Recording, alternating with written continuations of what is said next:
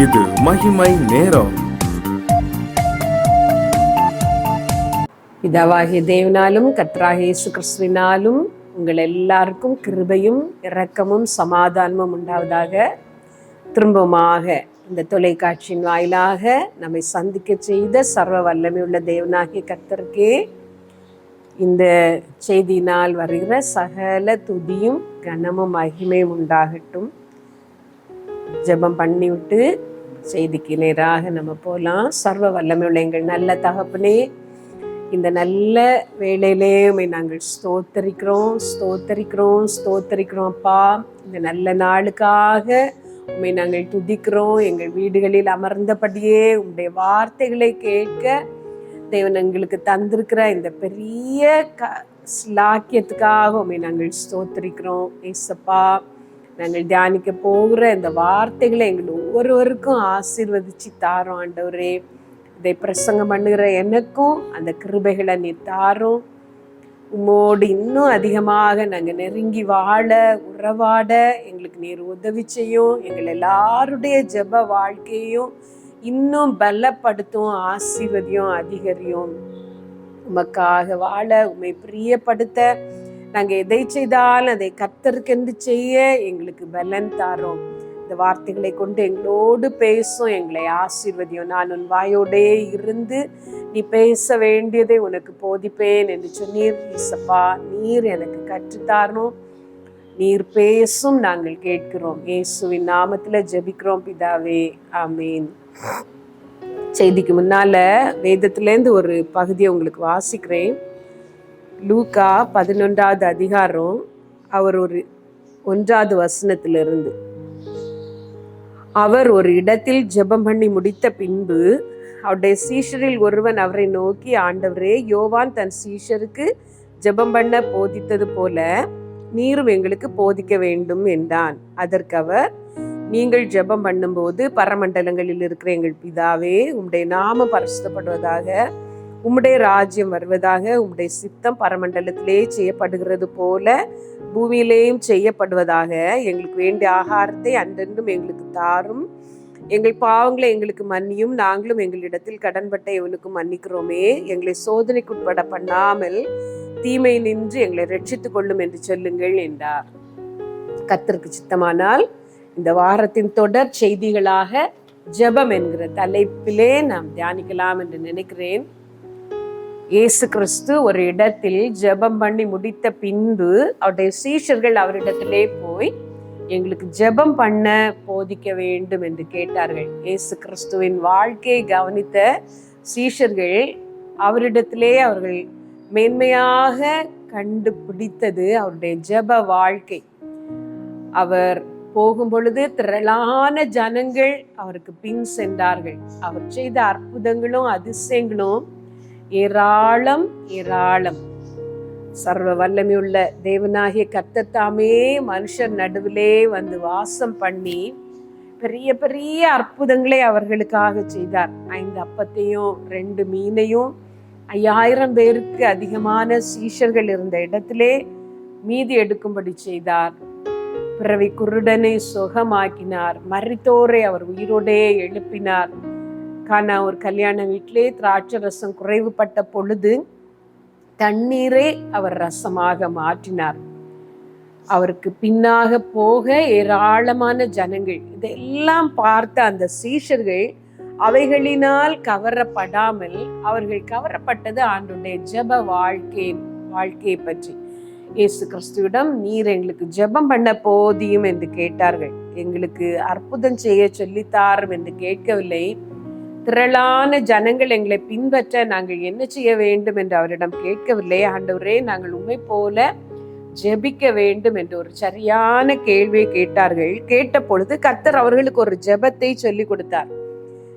பரமண்டலங்களில் இருக்கிற எங்கள் பிதாவே என்று தொடங்கி, ராஜ்யமும் வல்லமையும் மகிமையும் என்றென்றைக்கும் உம்முடையவைகளே என்று ஜெபியுங்கள் என்று சொல்லி கொடுத்தார். இயேசு கற்று தந்த இந்த ஜெபத்திலே அவர் முதலாவது சொன்னது பரமண்டலங்களில் இருக்கிற எங்கள் பிதாவே. கர்த்தருக்கும் நமக்கும் ஒரு உறவு முதலாவது இருக்க வேண்டும்.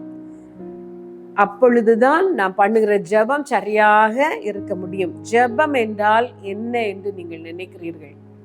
ஒரு நிமிடம் உங்களையே நீங்கள் கேட்டு பாருங்கள். ஜெபம் என்றால் ஆண்டவரிடத்திலே கேட்பது, நம்முடைய தேவைகளை எல்லாம் சொல்வது, நமக்கு கஷ்டங்கள் வரும் பொழுது அவருடைய சமூகத்திலே நம்முடைய கண்ணீரை வடிப்பது, நம்முடைய காரியங்கள் எல்லாம் அவர் மேல் சொல்வது, அவருடைய துணையை கேட்பது, நாம் ஒரு காரியம் செய்ய போகும் பொழுது அவருடைய ஆலோசனையையும் அவருடைய வழி துணையையும் கேட்பது, இப்படி எல்லாம் நீங்கள் நினைப்பீர்கள்.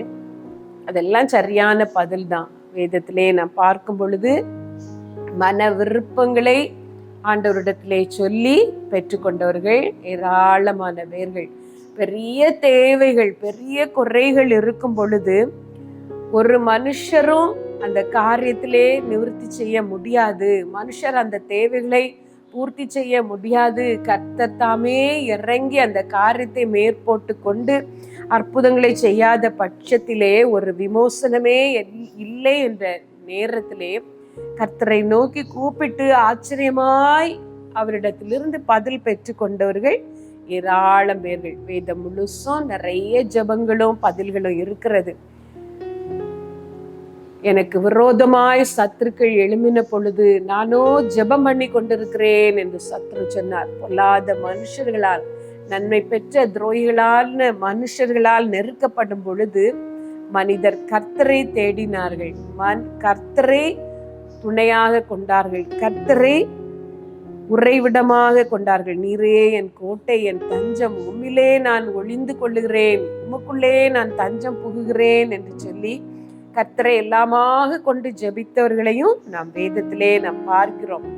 அவரை நோக்கி பார்த்த முகங்கள் பிரகாசம் அடைந்தன, அவரை நோக்கி பார்த்தவர்கள் வெட்கப்படவில்லை என்று வேதத்திலே நாம் பார்க்கிறோம். அவரை நோக்கி பார்க்கிற ஒருவரும் வெட்கப்பட்டு போவதே இல்லை. அவரை நோக்கி கூப்பிட்டு தப்பினார்கள். ஜெபம் என்பது கர்த்தரிடத்திலிருந்து நாம் அதிசயங்களை பெற்றுக்கொள்ள அவரிடத்திலே பண்ணுகிற விண்ணப்பம். அவரை நோக்கி பார்த்து ஜெபிக்கிறது என்றெல்லாம் உங்கள் மனது சொன்னாலும் முக்கியமானது ஜெபம் என்பது கர்த்தரோடு ஒரு உறவை ஏற்படுத்தி கொண்டு அவரோடு உறவாடுவது. அதனால்தான் இயேசு கிறிஸ்து நமக்கு சொல்லி தந்தார், பரமண்டலங்களில் இருக்கிற எங்கள் பிதாவே. முதலாவது அவரோடு ஒரு உறவை நீங்கள் ஏற்படுத்தி கொள்ள வேண்டும். அவரோடு நீங்கள் பழக தொடங்க வேண்டும்.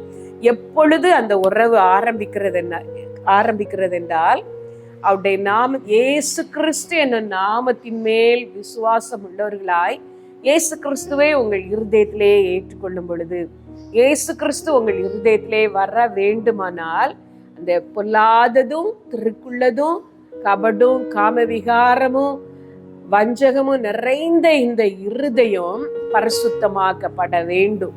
அந்த இருதயம் பரிசுத்தமாக்கப்பட இயேசு கிறிஸ்துவின் இரத்தம் மட்டுமே தான் ஒரு மார்க்கம். அவருடைய இரத்தத்தினால் நீங்கள் கழுவப்பட்டிருக்க வேண்டும். இயேசு கிறிஸ்துவோடு ஒரு உறவு, அவருடைய இரத்தத்தினாலே கழுவப்பட்டவர்கள் எல்லாரும் அவருடைய பிள்ளைகள் என்று வேதம் சொல்லுகிறது. அவருடைய நாமத்தை விசுவாசித்து அவரை ஏற்றுக்கொண்டவர்கள் எத்தனை பேர்களோ அத்தனை பேர்களும் தேவனுடைய பிள்ளைகள் என்று வேதம் சொல்லுகிறது. இதுவரைக்கும் நீங்கள் அப்படி ஒரு உறவை ஏற்படுத்தி கொள்ளவில்லை. வெறுமனே உலக காரியங்களுக்காகத்தான் அவரை தேடுகிறீர்களானால் இப்பொழுது நீங்கள் ஆண்டவரோடு ஒரு நல்ல உறவை ஏற்படுத்தி கொள்ளலாம். கண்களை மூடி நாம் ஜெபிக்கலாமா? இயேசு கிறிஸ்துவிடம் நீங்கள் கேளுங்கள். இயேசப்பா, அந்த கல்வாரியின் திரு இரத்தத்தினால் என் இருதயத்தின் பாவங்களை கழுவும், என்னை பரிசுத்தமாக்கும். மனிதரோடு உள்ள உறவிலெல்லாம் நான் தோற்று போனேன், சோர்வடைகிறேன், ஏமாந்து போகிறேன். உம்மோடு ஒரு உறவு, வானத்தையும் பூமியும் உண்டாக்கின தேவனோடு அப்பா என்று கூப்பிடுகிற ஒரு உறவு எனக்கு உண்டாகட்டும். என்னுடைய இருதயத்திலே வந்து வாசம் செய்யும், உடைய இரத்தத்தினால் என்னை கழுவும் என்று கேளுங்க. இல்லைங்களா? நல்ல தகப்பனே, இந்த ஜெபத்தை உண்மையாய் ஏறெடுத்த ஒவ்வொருவருடைய இருதயத்திலும் நீர் பிரவேசித்து அவர்களோடு ஒரு உறவை ஏற்படுத்தி கர்த்தாவே அப்பா என்று கூப்பிடுகிற புத்திர சுவிகாரத்தை அவர்கள் எல்லாருக்கும் தந்திரணும். எங்களை ஆசீர்வதியும் உடைய கரத்திலே ஒப்பு கொடுக்கிறோம். இயேசுவின் நாமத்துல கேட்கிறோம் பிதாவே, ஆமீன்.